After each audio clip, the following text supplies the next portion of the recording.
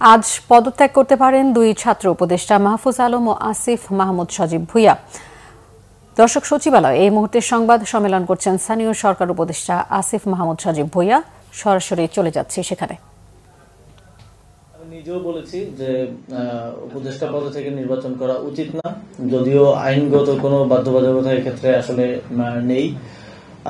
এবং আমি যেটা নিজে বলেছি সেটা আমি নিজেও প্র্যাকটিস অবশ্যই করব।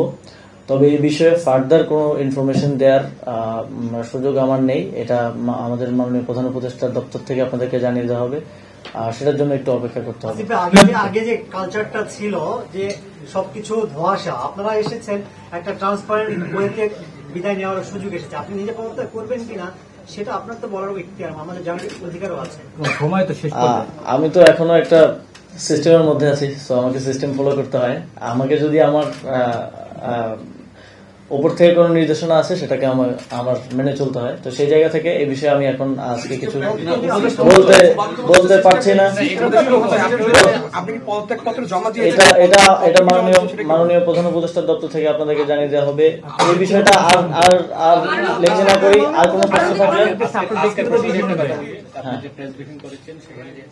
এতদিন দায়িত্ব পালন করেন, যেহেতু নির্বাচন দুই দিন আগে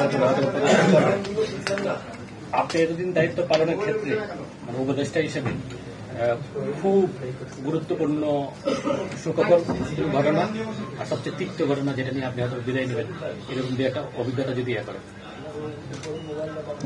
সেভাবে আসলে ডিস্টিংগুইশ ভাবে চিন্তা করার মতো সময় হয় নাই।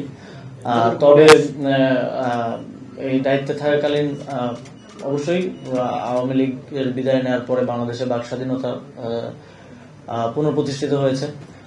তবে আমি মনে করি কোনো কোনো ক্ষেত্রে আমার ক্ষেত্রে বাক স্বাধীনতার অনেকে অপপ্রয়োগও করেছেন, অনেক সংবাদ মাধ্যমও করেছে।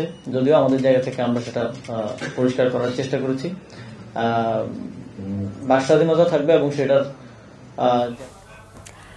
দর্শক, সচিবালয় থেকে আমরা শুনছিলাম আসিফ মাহমুদ সজীব ভুঁইয়ার বক্তব্য।